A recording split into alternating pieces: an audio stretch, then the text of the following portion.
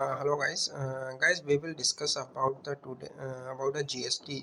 ठीक है, द हिंदू में एक एडिटोरियल था और जीएसटी के कलेक्शन के बारे में, तो we will discuss about it. ठीक है, एक है हमारा नीलगिरी पर, ठीक है, और एक है कॉप 29 पर जो होने जा रही है। ठीक है, तो हम little by little we will discuss it and at first we will discuss about the GST collection. It is a very important for UPSC CSC examination. Last time they asked about a GST counseling and GST meeting. एक question आ चुका भी है, तो please guys इसको बहुत ही अच्छी तरीके से और हम अच्छी तरीके से समझेंगे, तो please bear with me till end.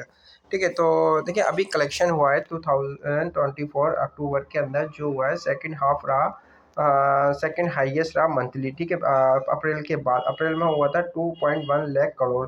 ठीक है, अब हुआ है 1 लाख करोड़। ठीक है, ये ग्रोथ रेट हुई है 8.9% है ईयर ऑन ईयर। ठीक है, ग्रोथ जो ईयर साल में जो ग्रोथ होती है उसके हिसाब से इतनी रही है। और रीबॉन्डिंग फॉर्म सितंबर के बाद जो रही, उसके बाद जो ग्रोथ रेट आई वो उतनी आई थी। सितंबर में कितनी आई थी? 6.5 आई थी, और अभी जो आई है 8.9 आई है। ठीक है, नेट रेवेन्यू देखिए, नेट रेवेन्यू रिफंड माने जो हम जीएसटी पे करते थे, टैक्स पे करते हैं, उसके बाद हमें आईटी फाइल करना पड़ता है, हमें मिल जाता है। तो ऐसे ही हमें जीएसटी जो हम देते हैं, तो जीएसटी के लिए भी हमें अगर रिफंड चाहिए होता है, तो हम उसके वो बता रहे हैं कि यहाँ पर 7.9, ठीक है, ओवरऑल मतलब 1.6 करोड़ रुपया। ठीक है, इन अक्टूबर में रिफंड करने के बाद फ़ायदा हुआ। ठीक है, और recovery for from a slower growth rate of सितंबर में, यानी कि हमने इतना दिया था, रिफंड आया था, उसके मुकाबले में हमारा ये इतना रहा। ठीक है, ये हमारा पूरा ओवरऑल रहा। ठीक है, अब बजट में जो हमने डिसाइड किया था 2024-2025 में कि हमारा 11% होना चाहिए नेट रेवेन्यू, उसके हिसाब से क्या रहा? अंडर शूटेज रहा। मतलब उसके हिसाब से क्या, अंडर शूटिंग मतलब उसके अकॉर्डिंग जो रहा वो थोड़ा कम रहा। 11% हमने सोचा था, मगर उतना नहीं आया। ठीक है, आप देखेंगे, देखिए कितना आया 2024 के अंदर हमारा 12.74 करोड़, यानी कि 9 पॉइंट का इंक्रीजमेंट हुआ for same year for last year. इसी महीने मतलब अगले साल जो हुआ था उसके उसके अगर हम उसी के बाद, यानी कि अगले साल दिसंबर में जो हुआ था, इसी साल जो दिसंबर में या फिर अगले साल नवंबर में जो हुआ था, तो अब इसी साल हम नवंबर में जो होगा उसके मुकाबले हमारा जो रेवेन्यू रहा वो थोड़ा सा इंक्रीजमेंट रहा। ठीक है, ये थोड़ा सा इंक्रीजमेंट रहा है। और अगर रिफंड के बाद हमें कितना 9%, यानी कि इतना हमें रिफंड के बाद हमें मिला। ठीक है, अब डोमेस्टिक और इम्पोर्ट रेवेन्यू ग्रोथ, डोमेस्टिक में और इम्पोर्ट रेवेन्यू ग्रोथ में क्या डिफरेंस है? डोमेस्टिक जो हम अपने इंडिया के अंदर जो भी हम जीडीपी करते हैं, वो डोमेस्टिक रेवेन्यू जो बाहर से हमें सामान खरीदना पड़ता है जिस पर जीएसटी लगती है। ठीक है, चाइना से हम रॉ मटेरियल खरीदते हैं, जैसे कि हमें अपना मैन्युफैक्चरिंग करनी होती है मोबाइल्स की। तो मोबाइल की जब हमें मैन्युफैक्चरिंग करनी होती है, तो हमें जो रॉ मटेरियल खरीदते हैं, जो भी हम तो इंडिया में सिर्फ हम सब क्या कहते हैं, असेंबल करते हैं। बाकी जो भी हम परचेज करते हैं वो हम जो भी परचेज करते हैं वो हम चाइना से खरीदते हैं। अभी आपने कोविड-19 में भी देखा होगा, हमें बहुत सारी चीज़ें, हमारी एप्रन जो हम पहनते थे, किट जो हम पहनते थे, मेडिसिन जो हम पहनते थे, जो हमें बहुत ज़्यादा क्या हुआ, वो हमें उसकी जो है शॉर्टेज होने लगी, तो हमें चाइना से लेनी पड़ी। ठीक है, चाइना हमारा पड़ोसी देश है, तो हमें उससे रातों रात लेनी पड़ी। हमें सुबह अगर रात को हम ऑर्डर करते हैं तो सुबह हमारे यहाँ इंडिया में आ जाती है, तो बेनिफिट हमें ये भी है चाइना से। ठीक है, तो हमें हमें बहुत सारी इसकी हमें वो होता है रेवेन्यू जो हम उससे वहाँ से पैट वो करते हैं। ठीक है, तो आप देखोगे डोमेस्टिक रेवेन्यू जो हमें मिला अक्टूबर में हो रहा है 10.6, और सितंबर में रहा 6%। ये भी बहुत ज़्यादा आप देखेंगे ना, इतना रहा। ठीक है, इंपोर्ट आप देखोगे स्लो डाउन रहा। इंपोर्ट कितना रहा अक्टूबर में? 3.9। ठीक है, और डिक्रीज हो गया सितंबर के हिसाब से। सितंबर में जो ना ज़्यादा था, 8% था, उसके मुकाबले 3% रहा। ये चीज़ ठीक है। स्टेट लेवल का जो मैंने आपको बताया, स्टेट लेवल का लेवल में क्या रहा, देखिए जो हमने डिसाइड किया था, इसमें क्या हुआ, कुछ स्टेटों को तो अच्छा रहा, कुछ स्टेटों का बहुत कम। कुछ स्टेटों का 10 पॉइंट 10.6% रहा। और उसके हिसाब से 5 स्टेट जो थे उनका ये रहा, इतना रहा, ठीक है, उनका कम ही रहा, ठीक है, और कुछ का ज़्यादा रहा। तो उनका मुकाबले जो हमारा रेवेन्यू डिस्ट्रीब्यूशन था वो थोड़ा वीक रहा इस बार, अगर हम देखेंगे, ठीक है। फिर आता है हमारा short revenue shortfall and physical impact, ठीक है। फिजिकल इम्पैक्ट रेवेन्यू शॉर्टफॉल यानी कि the gap between actual GST collection and budget target suggestion possible physical contractor, ठीक है, which could be affect governments spending and initiative, ठीक है। यानी कि आप देखोगे जो रेवेन्यू रहा उसका गैप बहुत ज़्यादा रहा, गैप बिटवीन रहा जीएसटी कलेक्शन का, ठीक है, जीएसटी कलेक्शन का बजट में जो हमने सोचा था वो बहुत ज़्यादा वीक रहा, ठीक है। कहने का मतलब ये है इस लाइन का, ठीक है। और which could be effect of government spending, जो इससे इसका क्या असर हुआ, गवर्नमेंट जो हमारी जो हम जो पैसा टैक्स पे कर रहे थे, जीएसटी पे करते हैं, उससे क्या, तो गवर्नमेंट को स्पेंडिंग करने में भी थोड़ा सी परेशानी होती है। अगर हम पैसे ही नहीं देंगे गवर्नमेंट को, जीएसटी पे नहीं करेंगे, गवर्नमेंट क्या पैसा आया कहाँ से, वो पैसा हमारा ही तो पैसा होता है, हम जो भी गवर्नमेंट चलाती है, जो भी स्कीमें बनाती है, वो गवर्नमेंट के पास आता कहाँ से, वो हम ही तो पे करते हैं। कोई सी भी अगर स्कीम ले लो, आयुष्मान भारत ले लो, ठीक है, आयुष्मान भारत ले लो, अगर आप अब जो गवर्नमेंट हमें किसी प्रकार की छूट देती है, टैक्स देते हैं, तो ये सब हमें गवर्नमेंट के थ्रू, हमें पहले पैसे के थ्रू तो वो हमें रिटर्न करते हैं, ठीक है, हमें तो रिटर्न करते हैं हमारा। हाँ, अगर आयुष्मान भारत गवर्नमेंट का चला रही है, वो हमारे पैसों तो चला रही है, रोड जो बनना है वो हमारे पैसों से बनना है, ठीक है। जो भी चीज़ें हो रही हैं, रेल, मेट्रो और रेल, ये सब कहाँ से आ रही है, वो हमारे पैसों आ रही है। अगर हमारे पैसे जीएसटी कम होगी तो गवर्नमेंट को इनडायरेक्ट डायरेक्टली क्या होगा, उसका नुकसान होगा, ठीक है। हाँ देखो, मैंने इसको एनालाइज किया है, इसके अंदर आपको क्या बताना है, देखिए, demand of domestic demand, the rise in a domestic translation revenue में be indicate strength domestic demand, ठीक है। ये क्या कर रही है कि contribute positive to economic recovery. इससे क्या होगा, एक इंडिकेट हुआ है कि अब आने वाले टाइम पे एक जो इकोनॉमिक होगी उसका रीबूट होगा और अच्छी परफॉर्मेंस करेगी, ठीक है, अच्छी परफॉर्मेंस करेगी। अब इम्पोर्ट स्लो डाउन, इम्पोर्ट जो हुआ है वहाँ से जो है स्लो डाउन हुआ है, इससे क्या जीएसटी कलेक्शन पे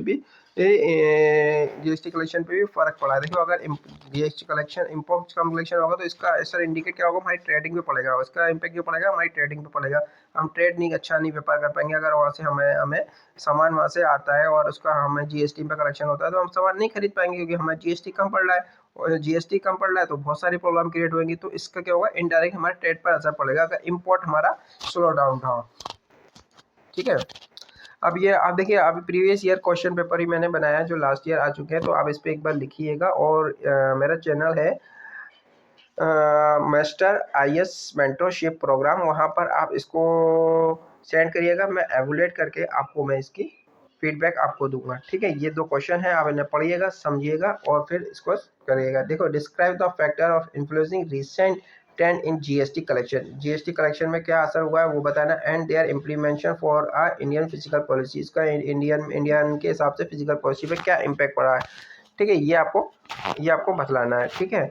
दूसरा, एनालाइज और GST in shape state economic in India highlighting the challenging phase, ठीक है, हाईलाइटिंग ए चैलेंजिंग फेज के हिसाब से आपको बताना है।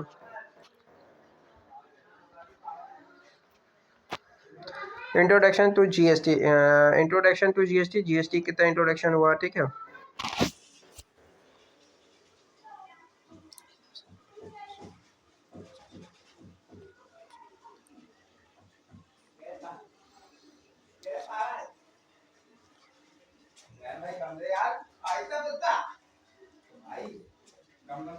इंट्रोडक्शन टू जीएसटी, जीएसटी का इंट्रोडक्शन क्या हुआ, देखो ये जो जीएसटी का इंट्रोडक्शन हुआ है इसमें क्या डुअल स्ट्रक्चर है, डुअल स्ट्रक्चर मतलब इसमें दोनों कंट्रियों को, दोनों इसको स्टेट को भी और इसको, इसके हिसाब से दोनों में डिस्ट्रीब्यूशन होता है, ठीक है।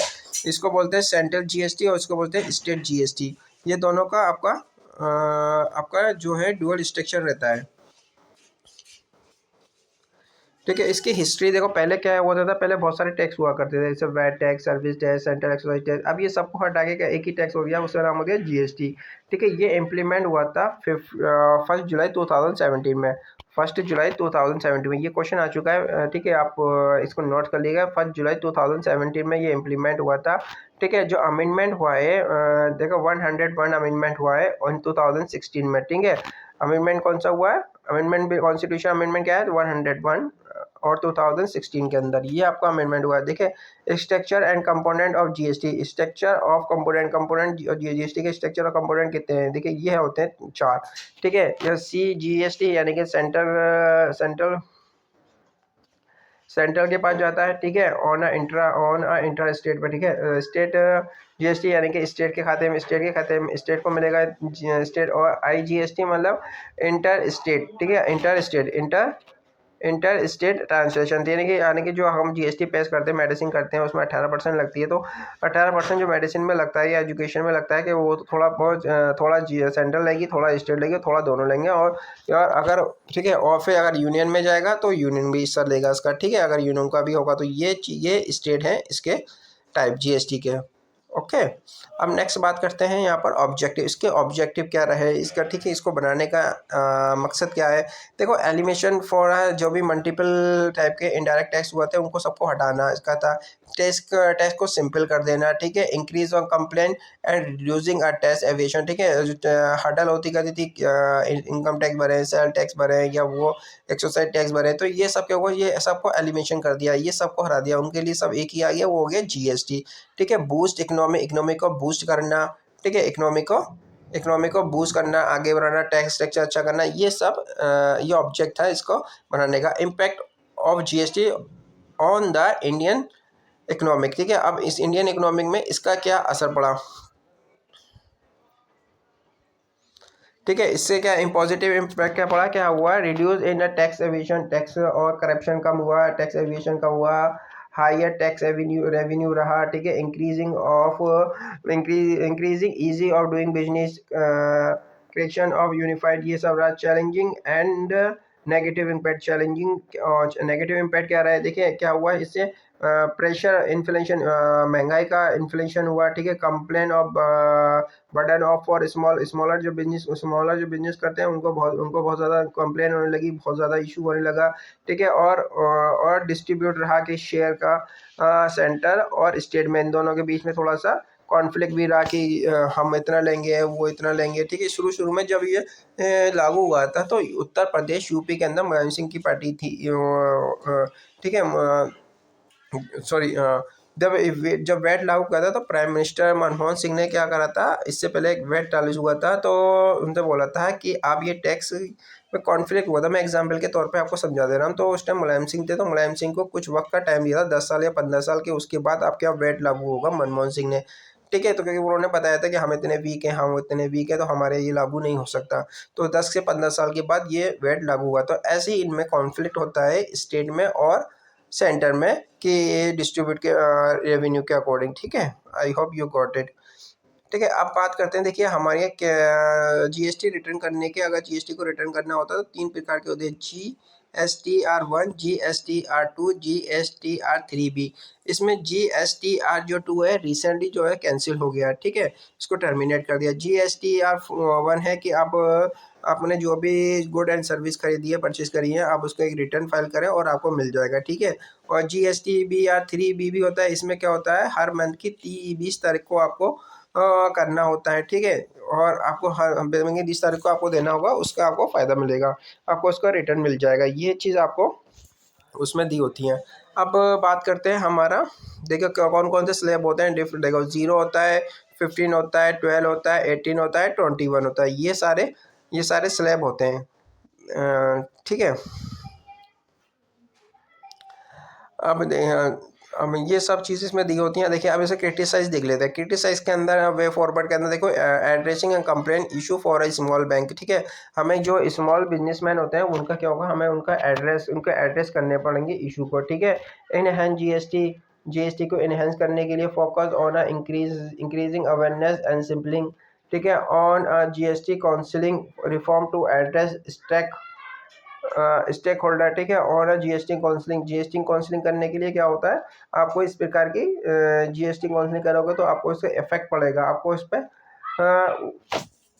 आपको इसको प्रॉब्लम आएगी, ठीक है। ये सब आपको वहाँ पर मिलेगा, ठीक है। Methane diplomacy and methane diplomacy. अब ये एक COP29 करके एक मीटिंग हो रही है जो मीथेन पे है, और जो इसके बारे में इसमें मैं आपको बता देता हूँ, ठीक है। ये एक कॉप कॉप यानी कि कॉन्फ्रेंस ऑफ पार्टी, ये हर साल होती है, ठीक है। और इसमें क्लाइमेट इशू के बारे में बहुत ज़्यादा डिस्कस होता है, ठीक है, हमें क्या करना चाहिए, ठीक है। इस बार जो हो रही है मीथेन के ऊपर हो रही है, ठीक है, कार्बन पर हो रही है, क्योंकि मीथेन एक ऐसा गैस है जो रहती तो बहुत कम है, बहुत कम है। अगर हम मीथेन के, जैसे कि हम मीथेन गैस कहाँ से निकलती है, एनिमल्स जो डंक करते हैं वहाँ से निकलती है, ठीक है। उनसे निकलती है गैस, उन ज़्यादा मोस्टली उन्हीं से निकलती है, ठीक है। तो क्या होती है वो एटमॉस्फेयर में तो रहती तो बहुत ज़्यादा इफेक्ट करती है, मगर क्या होता है थोड़ी देर के लिए करती है। कार्बन डाइऑक्साइड इफेक्ट कम करती है, मगर बहुत ज़्यादा देर तक के लिए रहती है। इस दोनों में डिफरेंट ये है, ठीक है। मगर दोनों ही क्या होती है, दोनों ही डिसएडवांटेज हैं आवर एटमॉस्फेयर के लिए। तो यही एक इम्पोर्टेंट रीजन है कि कॉन्फ्रेंस पार्टी के अंदर ये इस पे इम्प्लीमेंट किया जा रहा है, इस पे एम्फेसाइज किया जा रहा है कि हमें मीथेन को पर हमें रोक लगानी चाहिए, ठीक है। तो पहली जो कॉन्फ्रेंस ऑफ पार्टी हुई थी बर्लिन में हुई थी, 1995 में हुई थी, ठीक है। इसमें फर्स्ट मेजर मीटिंग हुई थी, ठीक है। फिर COP3 हुई, इसे प्रोटोकॉल कहा जाता है। 1997 में हुई building emission reducing target for developed country, ठीक है। डेवलप्ड कंट्री के अंदर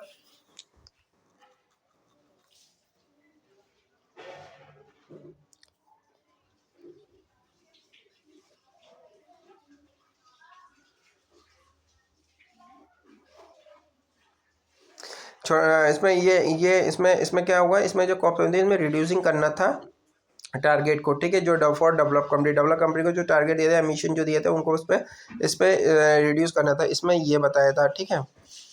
और देखिए COP21 जो हुई थी वो पेरिस एग्रीमेंट तो 2015 में हुई थी। इसमें क्या हुआ था, इसमें बोला गया था कि हमें ब्लॉक जो प्री इंडस्ट्रियल एरिया है उसके हिसाब से हमें जो यानी कि हमें अपने एटमॉस्फेयर को लेके आना है, जो 10 डिग्री सेल्सियस से लेकर कल आना है 1.5 डिग्री सेल्सियस है, ठीक है। इन दोनों के बीच में हमें कम करना है, लेकिन 2 से कम और 1.5 से ऊपर की करीब हमें रखना है।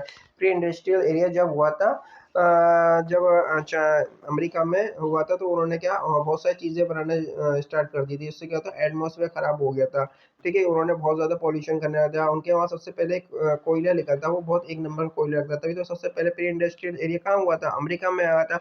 अमेरिका में जैसे ही आया था तो प्री इंडस्ट्रियल एरिया, तो वहाँ पर उन्होंने बहुत सारी चीज़ें वेपन्स बनाना चालू कर दिया, इंडस्ट्री को बहुत ज़्यादा ऑर्गेनाइज करना चालू कर दिया, इसको बहुत ज़्यादा हथियार बनाने चालू कर दिए। उससे क्या एटमॉस्फेयर में बहुत ज़्यादा फर्क पड़ा। और आज ये बातें करते हैं एटमॉस्फेयर की बात करते हैं, ह्यूमन राइट्स की बात करते हैं। एक वक्त इन्होंने ऐसा था कि इन्होंने ह्यूमन राइट्स को एक उल्लंघन कराया था, ठीक है। और जो उल्टा सीधा काम करना चालू कर देते थे, देखिए कि तभी तो वहाँ पर अमेरिकन रेवोल्यूशन हुआ था।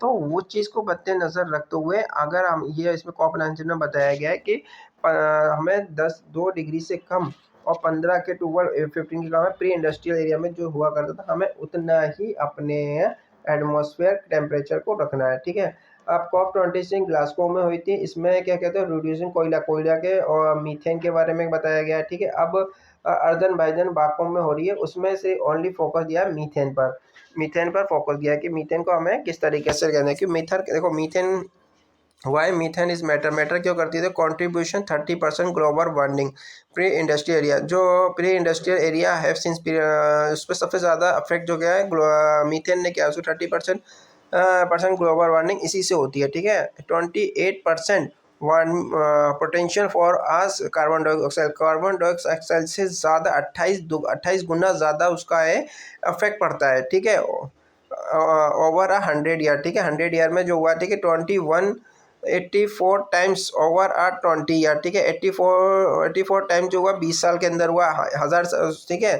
तो आप देखोगे 84 टाइम तो 20 साल के अंदर हुआ है और 100 साल के अंदर 28 हुआ है। इससे क्या होता है, मीथेन, मैंने आपको बताया कि मीथेन एक ऐसी गैस है जो ग्लोबल वार्मिंग के लिए बहुत ज़्यादा डिसएडवांटेज है। इससे क्या होता है, ये बहुत एटमॉस्फेयर पर निकलती है, तो जब ये क्या होता है, इससे कुछ वक्त के लिए, थोड़ी देर के लिए होती है, मगर ये क्या होता है, एटमॉस्फेयर को बहुत ज़्यादा ख़राब कर देती है मीथेन, ठीक है। तो और ये आपको ये 28 टाइम्स ज़्यादा वार्निंग पोटेंशियल है, हाँ हाँ, ठीक है। मतलब 28 टाइम्स जो है मोर वार्म वार्म गैस है ये, ठीक है, compare to the carbon dioxide, ठीक है। अब ये देखिए यहाँ पर क्या, यहाँ पर ग्लोबल वार्मिंग बताया तो यूएसए और चाइना ने पार्टनरशिप की है इस पे बारे में। तो उन्होंने बताया कि despite a political tension for USA and China allied to address a methane, ठीक है। चाइना और जो यूएसए हैं इस पर अलायंस हो गए एड्रेस करने के लिए, समिट के अंदर वो उसको बताएंगे कि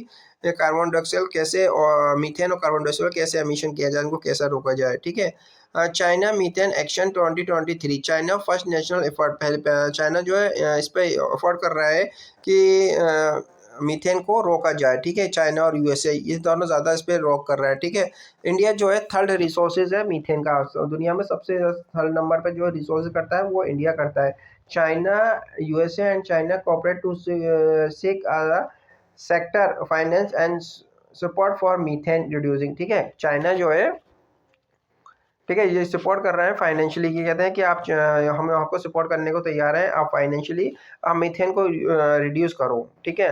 तो देखिए जो इंडिया के पास जो सबसे पहला वेस्ट जो होता है एग्रीकल्चर, यानी कि जो हम जो हमारे जो फार्मर भाई होते हैं, फार्मर भाई, उनके पास क्या होता है, भैंसें होती हैं, गाय होती हैं, ठीक है।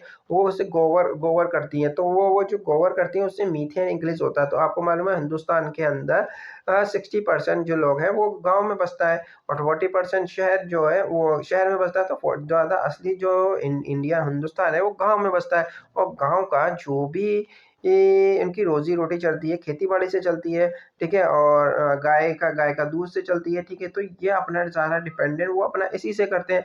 अगर वो इसी पे रोक लग जाएंगे तो किसान तो बेचारा भाई जाएगा कहाँ, उसकी तो कमर टूट जाएगी, ठीक है। तो गवर्नमेंट ऑफ इंडिया इस पे एग्री नहीं है मीथेन पर, वो कहती है कि हम इस पर रोक नहीं करेंगे, ठीक है। वेस्टेज से हमारा 40% निकलता है, ठीक है, और एनर्जी से हमारा 11% निकलता है, 74% तो हमारा सिर्फ एग्रीकल्चर से ही निकलता है। तो आप समझ रहे हैं कितना ज़्यादा हमारा मीथेन यूज़ होता है। तो इसी हमारे थर्ड वो है कंज्यूम करने के लिए मीथेन को, ठीक है। चैलेंजिंग क्या रहे हमारे एग्रीकल्चर में, ठीक है।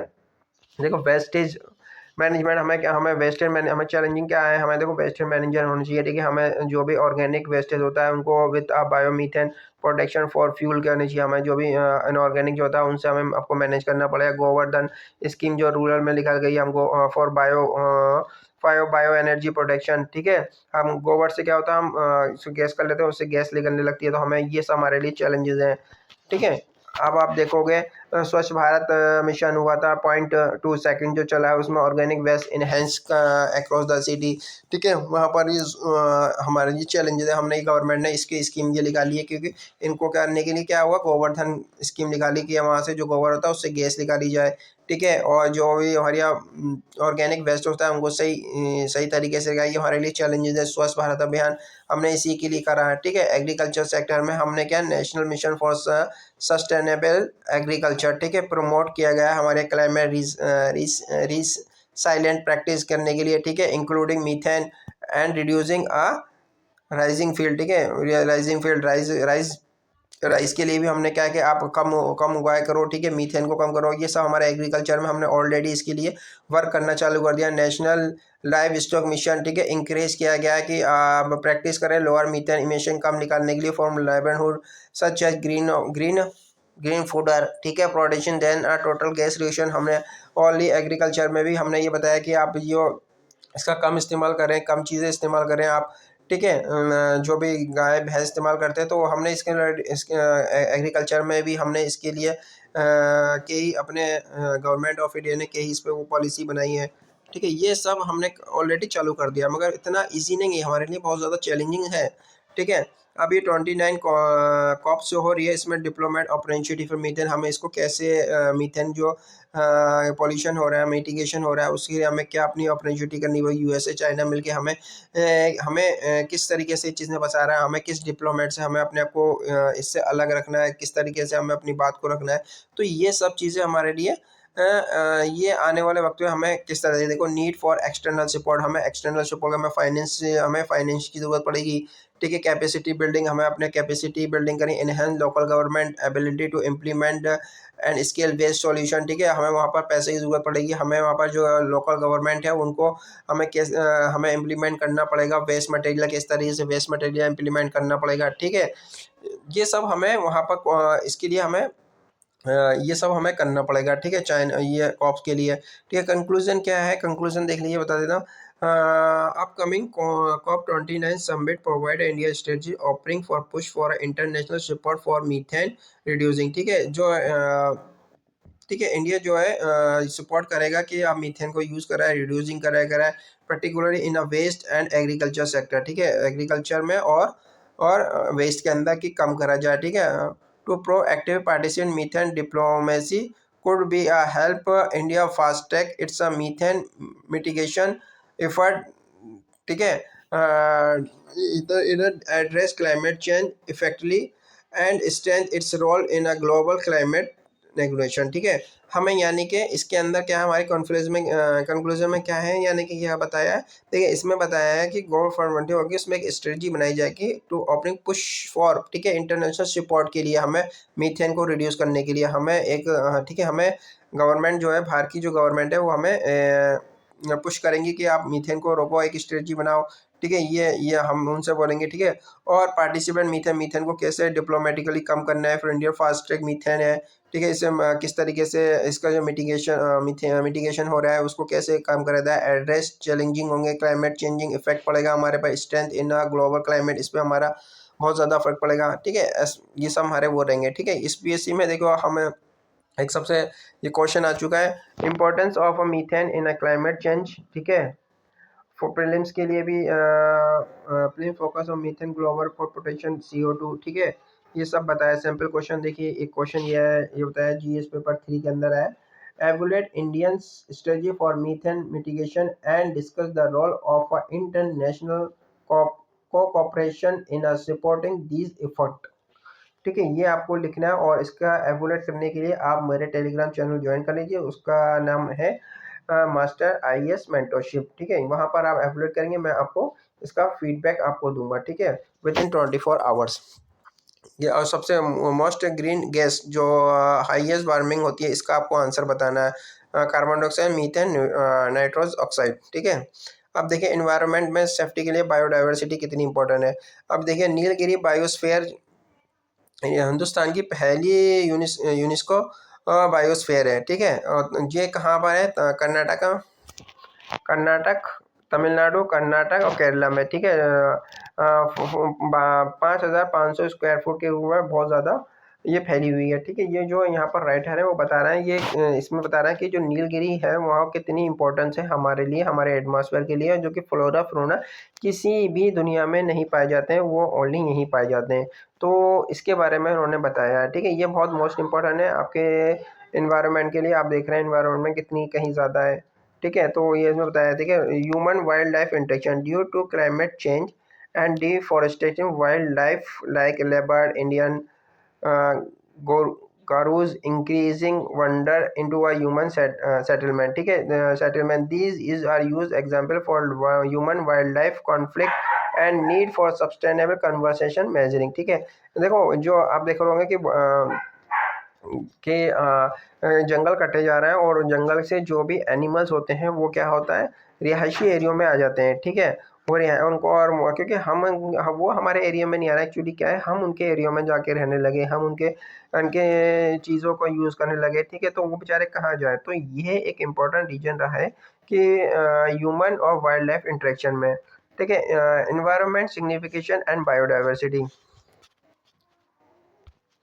ठीक है, नीलगिरी जो है ये वही है, देखो अब टू इम्पैक्ट क्या पड़ा है ऑफ ह्यूमन एक्टिविटी वहाँ पर क्या होती है, तो क्या होता है देखो, tourism and agriculture while they are providing economically benefit they also introduce a challenging like pollution pesticide use and sustainable western. देखो हम एग्री क्या होता है, इससे क्या होता है, हम इकोनॉमिकली बेनिफिट के बारे में क्या होता है कि हमें पेस्टिसाइड यूज़ करते हैं, ठीक है, अनसस्टेनेबल वेस्टेज यूज़ करते हैं फॉर टूरिज्म के लिए क्लीन, ठीक है, इससे इससे क्या होता है हमारे जो जंगल है, जो हमारी खेती है वो ख़राब भी हो रही है।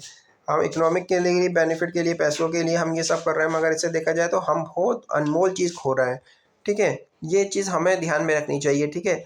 ये इकोनॉमिक में सही करिए, ठीक है। Article discuss in issue such as lantana camara that is disrupt native ecosystem highlighting the importance of biodiversity management and rating for invasive species, ठीक है, इन्वेंसिंग स्पेसीज, ठीक है। इसके अंदर ये कहने का मतलब है कि ह्यूमन जो भी एक्टिविटीज़ कर रहा है वहाँ पर रह रहा है थोड़े से बेनिफिट के लिए, इकोनॉमिक बेनिफिट के लिए, वहाँ पर क्या है पेस्टिसाइड यूज़ कर रहा है, वहाँ पर क्या है अनसस्टेनेबल पॉल्यूशन हो रहा है, वहाँ पर क्या हो रहा है कई प्रकार की जो एनिमल्स होते हैं जो इंडेंजर स्पीज है, ठीक है, इंडेंजर स्पीज है, वो क्या हो रही है धीरे धीरे ख़त्म हो रही है, ठीक है। सोसाइटी का क्या रोल रहा है देखिए, these example of a community lead conversation effort and public private partnership, ठीक है, showcase how local involvement can added in achievement sustainable development goal, ठीक है। अगर देखिए वो कहने का मतलब ये है कि हमें प्राइवेट पब्लिक और प्राइवेट पार्टनरशिप करनी होगी इस चीज़ को, अगर हमें आगे बढ़ाना है, ठीक है। और यानी कि पब्लिक सेक्टर को भी यहाँ पर आना पड़ेगा, ठीक है। और हमें सस्टेनेबल डेवलपमेंट गोल अचीवमेंट करने हैं, ठीक है। इंडिजीनियस नॉलेज, ठीक है, टोडा कम्युनिटी ये रिप्रेजेंट अ यूनिक कल्चर, ठीक है। वहाँ पर एक टोडा नाम की एक कम्युनिटी है जो एक यूनिक कल्चर अपने आप को करती है। इकोलॉजिकली नॉलेज सिस्टम है उनके पास, मतलब वहाँ जो रहते हैं उनको बहुत इकोलॉजी की अच्छी गहरी नॉलेज है, गहरी उनको इसके बारे में पता है, ठीक है। वो ट्रेडिशनल है वहाँ के रहने के, उनको आदी है और उनको कन्वर्सेशन प्रैक्टिस है, क्या वहाँ पर किसी चीज़ की वो बर्बादी नहीं करते, क्योंकि वो उनकी उनकी जो नस्लें हैं वहाँ से सालों से रहती हुई आ रही हैं, तो वहाँ पर जो है उनको हर चीज़ के बारे में पता है, ठीक है। गवर्नमेंट एंड स्टेट का क्या रोल है इसके बारे में, ठीक है। देखिए एक वाइल्ड लाइफ प्रोटेक्शन 1972 में बनाया गया है, ठीक है। इसमें क्या है हम किसी भी एनिमल या किसी भी जानवर को नहीं मार सकते, ये वाइल्ड लाइफ प्रोटेक्शन एक्ट है, ठीक है। और किसी भी जानवर को इसमें से, अभी आपने देखा होगा सलमान खान का केस, उन्होंने काला हिरन मार दिया था, तो वो अभी तक केस चल रहा है, ठीक है। ऐसी पोचिंग होती है कई जगह पे, तो ये क्या है हमारे इन डेंजर स्पीड या फिर किसी भी प्रकार का आप हानि नहीं पहुंचा सकते एनिमल्स के ऊपर, तो वो किसके एक्ट में आ जाएगा, वाइल्ड लाइफ 1972 में, ठीक है। Carbon nutrient and plastic reduction, हमें कार्बन को कैसे कम करना है, प्लास्टिक कैसे कम करनी है, ये चीज़ भी हमें बहुत इंपॉर्टेंट है हमें लिए, हमें अगर अपनी ये बायोडाइवर्सिटी को बचाना है। टेक्निकलॉजी, ठीक है, टेक्निकली हमें कैसे टेक्नोलॉजी कैसे होना है, यूज़ आ ट्रैप कैमरा जीपीएस हमें करना होगा, mobile alert to monitoring a wild life, ठीक है। वाइल्ड लाइफ एनिमल जो होते हैं, वाइल्ड लाइफ एनिमल होते हैं, उनको हमें उनको ट्रैक करने के लिए हमें किस चीज़ का यूज़ करना चाहिए, देखो कैमरे का, जीपीएस का यूज़ करना चाहिए, मॉनिटरिंग अलर्ट लगाना चाहिए, human wild life conflict show, ठीक है। ये सब हमें अगर हमें इनको बचाना है तो हमें इन चीज़ का इस्तेमाल कर सकते हैं हम, ठीक है। Citizen science and real time data sharing too can be connected to digital India, ठीक है। क्योंकि वहाँ पर जो रियल टाइम जो लाइन है उसको हमें हमें हमें रोकना चाहिए, मतलब वहाँ पर हमें वर्क सिटीजन के पास जो हमारे citizen science real time data sharing can be to digital India, वहाँ पर जो भी हमें वर्क हो रहा है रियल टाइम पे जो भी चल रहा है उसको हमें डाटा हमारे पास रहना चाहिए, ठीक है। और वो डिजिटल इंडिया मतलब अब भारत देश के पास हमारे पास वो सारा एनवायरनमेंट के प्रत्येक जो भी वहाँ पर क्या हो रहा है क्या नहीं हो रहा है सारा डाटा एनवायरनमेंट से रिलेटेड हमारे पास होना चाहिए, ठीक है, आज के दौर पे, क्योंकि डिजिटल इंडिया है तो हम कब छोड़ जाए हमें वो ज़रूरत पड़ सकती है, ठीक है। ये कॉन्स्टिट्यूशनली एंगल देख लीजिए, कॉन्स्टिट्यूशनली एंगल देखिए आर्टिकल 48A डीपीएसपी में बताया गया कि हमें एनवायरनमेंट की हमें प्रोटेक्शन करनी चाहिए। और 51A में ये बताया कि एवरी सिटीजन, प्रत्येक व्यक्ति का ये बनता है कि वो नेचुरल एनवायरनमेंट की प्रोटेक्शन करे, ठीक है। 51A जी में, ठीक है। 41A के अंदर डायरेक्टिव प्रिंसिपल के अंदर क्या क्या हमें कि हमें अपने ही स्टेट को प्रोटेक्शन करनी चाहिए और एनवायरनमेंट को इम्प्रूवमेंट करना चाहिए। और 51A में भी यही बात दी गई है कि every citizen protect improve the natural environment. ठीक है, हर व्यक्ति को अपना ये सब करना चाहिए। अगर कंक्लूजन के देख लीजिए, कंक्लूजन में ये बताया गया है, देखिए अगर हमें गवर्नमेंट ठीक है, प्राइवेट एंड गवर्नमेंट को इस पे काम करना चाहिए। ठीक है, बस कैन बी अ फार्म और सस्टेनेबल डेवलपमेंट। अगर सस्टेनेबल डेवलपमेंट हम चाहते हैं 13 और 15 क्लाइमेट ऑफ एक्शन और लाइफ ऑफ लैंड, तो हमें क्या हुआ, इस पे हमें अच्छी तरीके से हमें उस पर वर्क करना है। ठीक है, गवर्नमेंट और प्राइवेट दोनों को मिलकर।